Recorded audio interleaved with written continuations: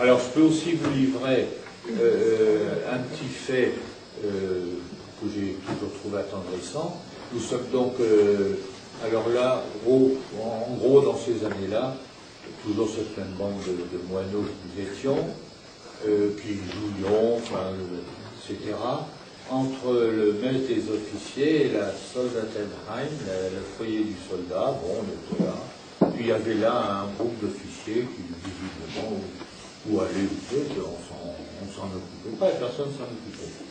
Passe une jeune femme, blonde, je me souviens, portant un bébé dans les bras. Tout, sur le même trottoir que nous. Et au moment où elle s'approche relativement du groupe des officiers qui discutaient, un officier se sépare, va vers elle, visiblement on lui demande d'arrêter. Alors, je vous donnerai d'abord la scène que nous avons vécue, et après je vous donnerai l'explication. Alors on dit, tiens, la pauvre, qu'est-ce qui lui arrive? L'officier, qui était jeune, nous semble-t-il, dit, on avait 12 ans, 11 ans, bon.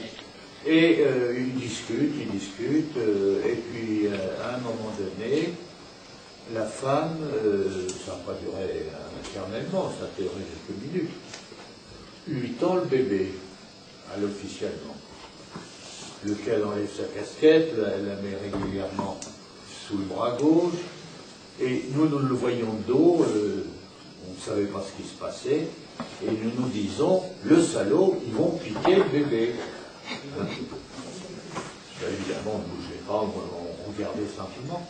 Et très vite, quelques minutes peut-être, l'officier rend le bébé à la dame. Bien.